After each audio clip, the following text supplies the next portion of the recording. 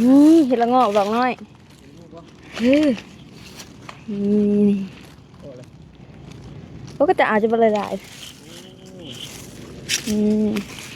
อยู่ป่วยรวยจุ๊บที่มันเขาที่ได้วะจับเนี่ยสบายดีโอ้ยว่าไปหาเฮ็ดอยู่ไสนี่แหละได้บ่เฮ็ดใช่เบิ่งเฮ็ดยังไงน่ะน้องโอ้ได้เท่านี้เงินน้อยแท้เพื่อพ่อแม่พี่น้องไปหาเฮ็ดเลาะมือน้องน้อยกะได้ไฟเติบไปให้เฮ็ดกับบาตาวันนี้ก็คือรถมางามทวีคุยฮะใช่ว้านี่สมบัดสิเมื่อบัดเห็นถึงเนาะนี่เฮลังงอกอย่าจะเอาอยู่กับคนมานะนี่ง่ายเลยน้อยสวัสดีเด้อพี่น้องเห็นไหมครับแต่ว่าบุคุ้มว่ะเป็นยังไม่เฮียไม่จ้ะฮะ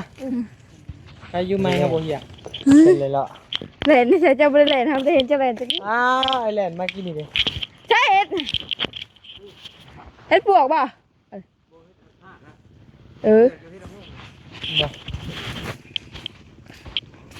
นี่ครับติ้วเลยน้อยนี่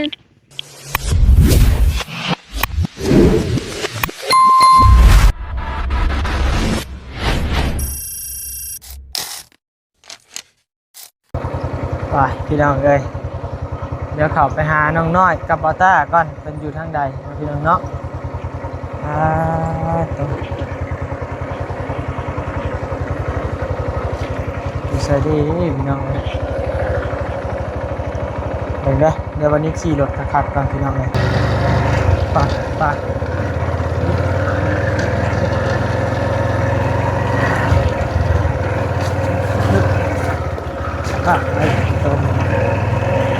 ไปพี่น้องเลย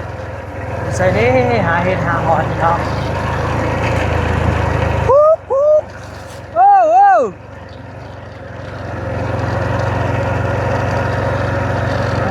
มาหาเห็ดหาหอนพี่น้องเลย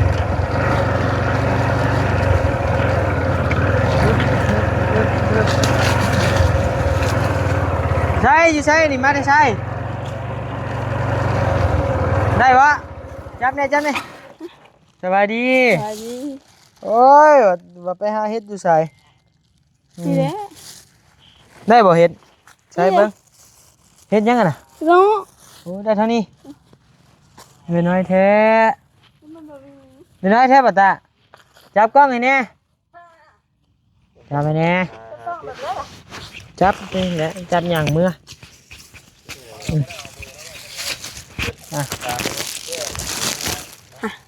ไปเป็นยูทูบเบอร์ไปมือไปน้องน้อยพามาหาเฮ็ดก็ว่าเลยโอ้ยสับโดดแท้อันนั้นไม่นี่น้อยฮะโอ้ไปครับพาพี่น้องไปหาเฮ็ดไปเบิ่งดีๆเลยกล้องเนี่ยมันเงียบจะเล่งๆอยู่มาต้าแล้วเหรอวะยังเดี๋ยวเพิ่นฮับแล้วคุยกับเพิ่นเด้อเพื่อพ่อแม่พี่น้องไปหาเฮ็ดเลาะมือน้องน้อยกะได้ไฟเติบไปให้เฮ็ดกับบาตาวันนี้ก็คือรถมา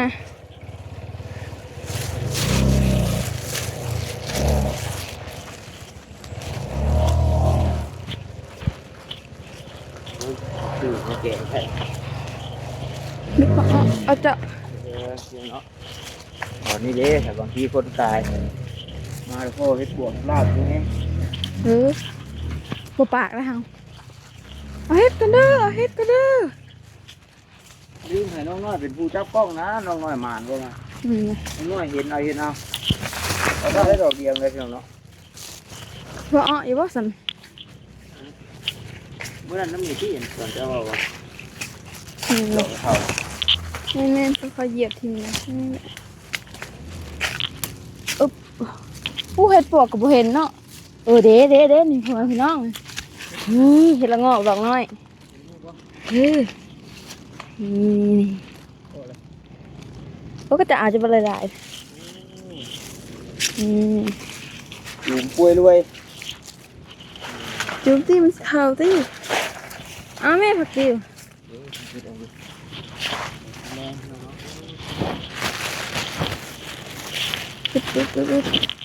บอกว่าเห็ดปวกแผ่น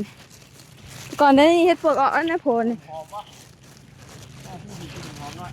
แต่ก่อนนี้โพนนี่มันออกได้เกาะมือแต่ก่อนเห็ดปวกนี่ออกได้ในโพนนี่ไปมันเห็ดปวกมันในปวกน้อยมันดอกมันยังไปเดี๋ยวจะพาพ่อแม่พี่น้องเมื่อสิข้ามแล้วบรรยากาศงามแรงเป็นยูทูบเบอร์ก่อนเฮ็ดกระไรเติบนี่ฮะ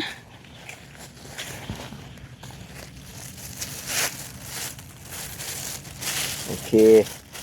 พอได้แกงแบบนึงเด้อข่าวน้องน้อยก็งามทวีผุยฮะใช่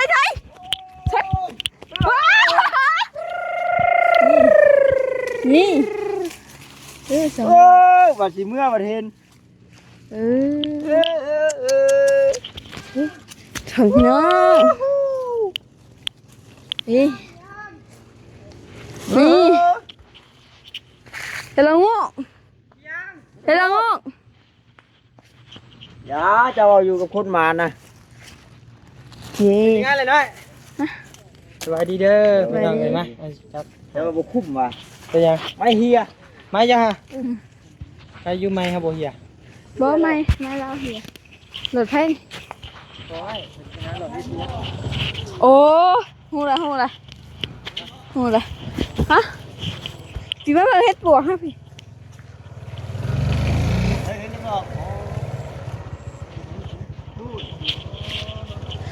ป้าจะบอกมึงไงส่งเฮานี่ป้าที่แก้วคันกับคันง่ายเลยมันสิยังมีแหละไปขับไปหาเบิ่งไปพี่มาเบิ่งตอนพี่พ่อคันมึงไงเลยไปเบิ่งนั่นก็ปะกล่องไฟนี่โดนอยู่ในเฮือนนะวางดอกบ่คุ้มซ้ำแล้ว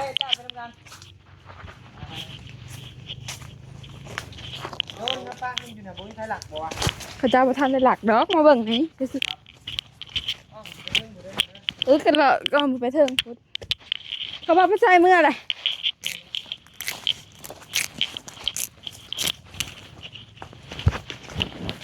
เขาบอกย่าเลย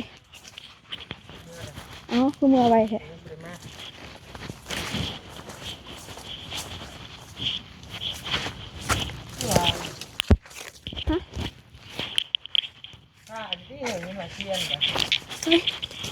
คันบางอย่างเลยเนี่ยครบ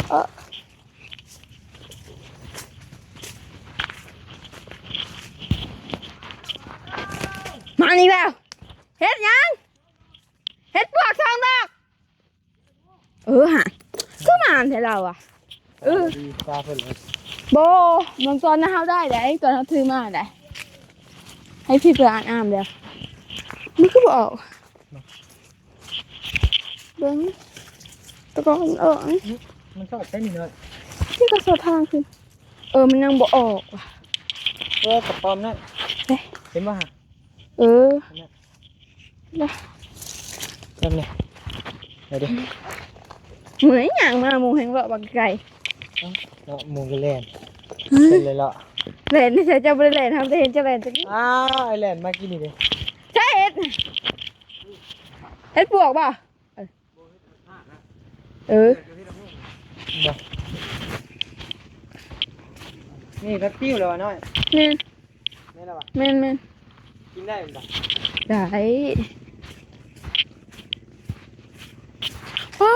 คันอันนี้โอ้ย เสียเลยป่ะ เสียเลย มาแบ่งง่ายๆเดี๋ยวไม้หนึ่ง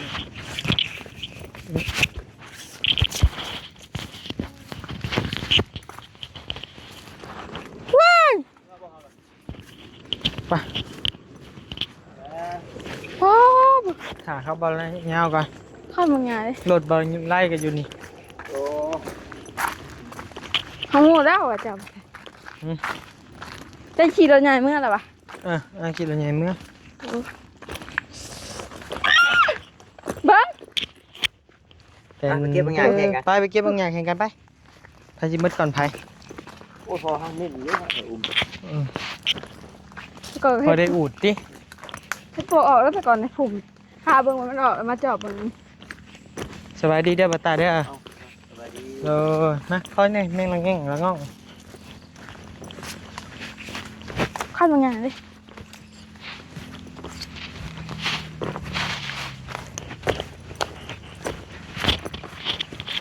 เป็นปวดบ่เนาะ ฮะ เป็นปวดบ่ต่อคนเพิ่นนะจะปวดใครใช่ปะ แล้ว พี่น้องเลยมาฮอดแล้วเอาพี่น้องเลยแจ้งข่าวดีแล้วพี่น้องเด้อเนาะทางบนิวได้ครับโดนพี่น้องเลยเนาะน้อยไม่นั่งพี่น้อยแกะบางอย่างนี่แจ้งข่าวดีบนิวได้ครับโดนโตใหม่เนาะพี่น้องเนาะ อันใหม่ โตเนี่ยจีฝุ่นจับได้หนึ่งอันใหม่ตัวนี้เดี๋ยวเมื่อจังสิเสร็จสิล่างมันพี่น้องเลยเนาะรักษามันดีๆนี่แหละพี่น้องเลยเนาะ คันเลยไปเสือกัน เป็นโดนประพัดไส้โดนเก่าเพิ่นนั่นแหละพี่น้องเนาะแต่ว่าทางผู้ใหญ่เพิ่นก็ให้ส่งมอบต่อให้บ่าวนิวมาฝึกบินนะพี่น้องเนาะให้บ่าวนิวมาเรียนบินดีใจหลายพี่น้องเอ้ยบ่าวนิวก็ได้ถือว่าเป็นโดนลำแรกเลยพี่น้องเอ้ยเนาะลำแรกก็ได้เลยเป็นความพันของบ่าวนิวนะพี่น้องเนาะแต่น้อยจนใหญ่พี่น้องเอ้ยตอนยังท้อยอยากได้ยนต์บังคับพี่น้องเอ้ยเนาะแม่ก็บ่ได้ซื้อให้บ่มีเงินใหญ่มากก็อยากได้โดรนมาถ่ายคลิปให้พี่น้องเบิ่งก็หาซื้อเองบ่ได้พี่น้องเอ้ยเนาะก็มีทางพ่อใหญ่ใจดีเพิ่นจากฝั่งไทยเพิ่นได้ฝากมานะตอนแรกก็ฝากให้บ่าววัดไส้เก่งแล้วก็ฝากให้บ่าวนิ้วบัดนี้พี่น้องเอ้ยเนาะก็ขอบคุณขอบใจทั้งพ่อใหญ่ใจดีหลายๆเด้อเนาะที่ว่ายังมองเห็นทางลูกๆเนาะให้มาถ่ายภาพงามๆพี่น้องเอ้ยเนาะดีใจบ่าวนิ้วก็โอ้จนเห็นยังบ่ถึกอวยพรให้เพิ่นก็จนบ่ถึกพี่น้องเอ้ยเนาะนี่นะพี่น้องเอ้ย ดีใจหลายบ่าวนิ้วก็ได้แล้วก็สิบินเบิ่งเงินเบิ่งซ่านน้องน้อยเดี๋ยวไปฝึกบินก่อนพี่น้องเอ้ยเนาะ ฝึกบินให้เก่งๆชำนาญเลยสิมาบินเบิ่งวิวมันนะพี่น้องเนาะเป็นจังได๋พี่น้องเอ้ยดีใจบ่าวนิ้วก็ได้บินเป็นอยู่แต่ว่ายังถ่ายคลิปออกมาบ่งามพี่น้องเอ้ยเนาะว่าได้มีซะบินน่ะพอได้อยู่พี่น้องเอ้ยเอาเด็ดบางอย่างแข่งกัน น้ำผู้ใดเด็ดแล้วก่อน ผู้นั้น มี เอา รางวั เงิ ล น ให้ บริษัทป่าตาเอาเงินนะห้ากับป่าตาเลยก่อน กับเจ้ากันแทมหลังแล้วเจ้าเงินให้บ่ยากหามีดก่อน ขูดรถ กระเจ้าแล้วก่อนกระเจ้าเอาเงินให้เฮา แม่นบ่ พี่น้องเอ้ย ว้าวถ้าถึกถ้าจะมาตายยังไงเนี่ยนะ ออกง่ายดิ เบิ้งสองหันคันเลยว่ะว้ายพอเถอะ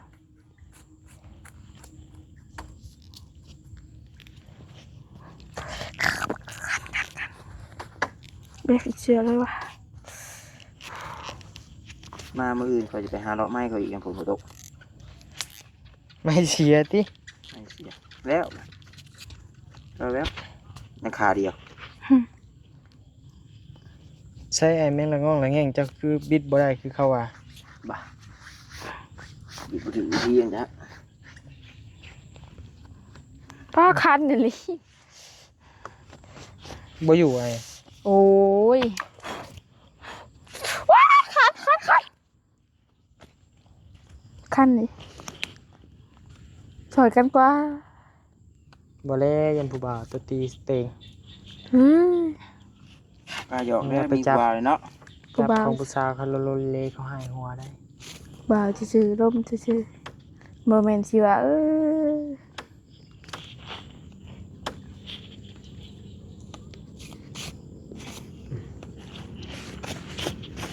พี่น้องจังหน่อยก็พากันเบื่อแล้วพี่น้องเนาะ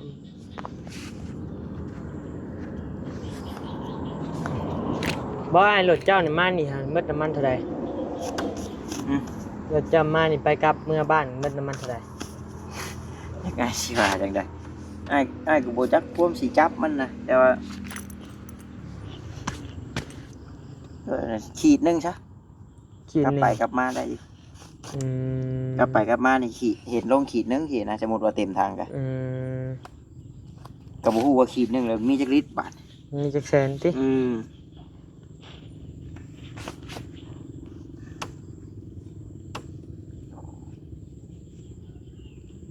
น้อยบอกเขาให้ใหม่พี่จัก น้ำข้าวบ่ นี่เด้บาท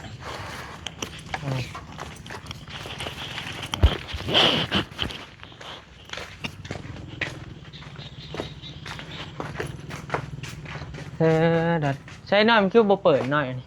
ยังบ่ฮอด6 โมง บ่มันยังสายอยู่เนาะชุกแล้วสิบไหม นุกไหม ฮะ กุ๊ก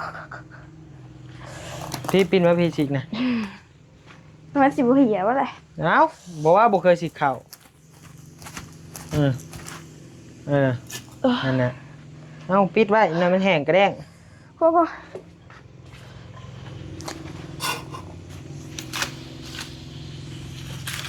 ควันมาปะ เช็ดหน้าให้ก็ควัน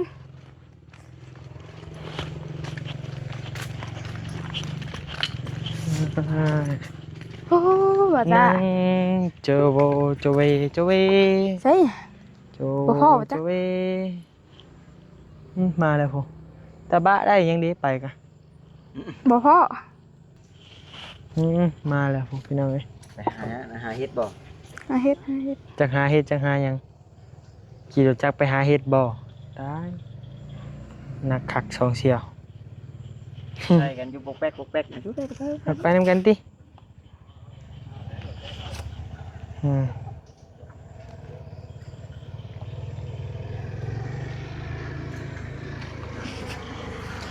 ได้หมู่คู่เขามันเป็นนั่นนี่แหละเฮาก็ยังคือกันใส่ก็ยุบบุบปับแทงกันคือเก่า ว้าวอยู่เนาะ คือน้องน้อยแล้วนี่เขาให้อยู่ให้แพง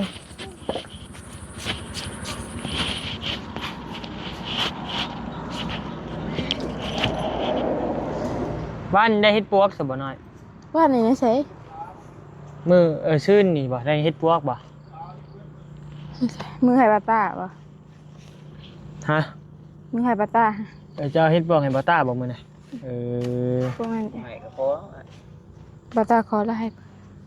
พอบ่ได้กิน ชาลี่นี่ได้กินได้งามเลยพี่น้อง เหยียบมันอยู่ แล้วนะโอ้ย ยัง ตามห่างละเอาคนเก่าไปเบิ่งด้วยฮะโอ้ย นั่นแหละแนมเบิ่งแต่ผู้สาว เลือดสาดเลย ก็น้องน้อยประมาณอีก3 มื้อ 4 มื้อก็แล้วก่อนี่แล้ว4 มื้อพี่น้องเอ้ยเนาะ โอ้เท่าคันดิ เมื่อคืนผมนอนไม่หลับต้องกินยานอนหลับวันนี้ทำงานไม่ได้เลย ผมว่าหลังไม่เนี่ยว่าหลังไม่นางบอกโลกส่วนตัวสูงนิสัยยิ่งขึ้นพูดไปเรื่อยผมว่าฝากเงินให้นางส่งสารได้เติมน้ำมันก็ดี แต่ต้องหยุดคิดก่อน นางไม่ค่อยสนใจ FC เท่าไหร่ นี่คือเพิ่นแชทตัวได้นี่เพิ่นแชทตัวได้นี่เพิ่นมาเพิ่นแชทหาตัวบ้านเพิ่นกินบ่ได้นอนบ่หลับเบิ่งเด้ ฮอดขันนั่นเลยได้ดิ ฮอดกันนั่นเลยเด้ดิตอกเพิ่นเด้อนี่ฮูบหน้าปกเพิ่นนี่ โอ้นี่บ่บ่ได้มันหลายคนนี่แหละเฮาไปตัวใดนี่เฮาก็บ่จื้อเด้ เบิ่งจนกินบ่ได้นอนบ่หลับ ระวังจ่อยคือบ่นิ้วเด้อพี่น้อง FC เอ้ย แต่ว่าลูกสาวเรากับน้องน้อยนี่คือกันแล้วอ่ะ อันนี้ลูกสาวเรา ใช่ลูกสาว เราส่งมาอ้าง ใช่เบิ่งคือกันบ่ อันนี้เราว่าคือกัน เบิ่งคือกันเลยสิจีบซะ นี่ ใช่น้อยมาเบิ่งเสียบโอ้ยบ่คือ คือวะ เพิ่นบอกให้เพิ่นบอกให้ส่งรูปไปอยู่มึง บ่คือ นั่นแต่ลูก ลูกสาวเรางามกว่า ลูกกับลูกก็นี่แหละพี่น้องเนาะคนลาวคนดีแหละหักแพงคือลูกแหละ ใช่อันใดมาเบิ่ง โอ้เฮ็ดงุ่มนะเพิ่นเชื่องแล้ว สบายดีเด้อ ท้ายรถนะ สบายดี ท้ายรถไผท้ายรถน้อย บ่เนาะตั้งรถได้นะ โอ้ เจ้าสิแกงบ่บ่เอาแม่เอาแม่เจ้าสิแกง พอเลย เจ้ากินหยังเจ้ากิ เช้าน หยัง นี่ก็มีอยู่ปิ้งหมูหยังอะไรก็ปลากระป๋องยังก็มี บ่เอาแม่ หมอเอามือแกงแล้วก็ หาจนเหนื่อยเนาะ บ่เฮาญาติว่าแบบบ่มีไผเอาเลยเฮาเอารถเจ้าไป ได้แล้วมีปิ้งงัวนี่ ตัวนี้จะข่อยอาหาร แก้วเพียได้ถิ่มไปแล้วน้อย ยังอยู่บ่ ทิมแล้วเลยบ่บอกเฮาถอกออกกะติสิบอก กำลังจะพูดสิบอกเพิ่นว่า มีซีนอยู่เนาะซี คั น กแล้วฉันมีซีดคัก มีซีนแล้วบ่มีแก้วบาดนี่แก้วปลาแดงเอาก็ได้โดนยากเนาะอันเช้านี่ก็หาสุข่อยก็ได้ทงใหญ่ได้เต้นทงได้หลายกว่านี้ ใช่จ้ะแกงแล้วบ่ แกงคือข้าว บ่ ไปหาข้าว ใส่ไม้เหียนหนึ่งติ ยังเหลื โอ้ อ แม่มันติ อืม โอ้ลูกมันเสีย ลู ติ กมันได้แม่นบ่เฮียแล้วมันอยู่ ฮู้แล้ว นี่แหละนี่ เพิ่นโทรมาอยู่ ใช่ อ้าวเป็นแบบนี้หั่น พ่อมาหามาน้ำนี่ไว้น้ำในลังรถเฮาน่ะ ผลสิบอลก็นี่เก็บคนนั้นคือเอาแล้วเราคนมานอนเนาะนี่แต่สิเก็บขาดเก็บผม ถ้ามันเข้าถ้ามันฝนตก จะหามาเนี่ย ได้เฮาเก็บขาด เราจะมาเอาเลยบ่ตุ้มหนึ่ง เอาเลยนะ เอารถเอามดนี่น้ำกินมดนี่แหละเฮาอัดมา บ่เอาคือบุญ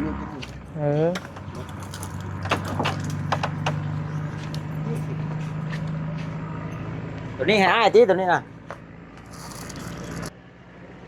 นี่น่ะส่งมายังไงบัดนี้ โอ้กาม ใช่เราแชทหา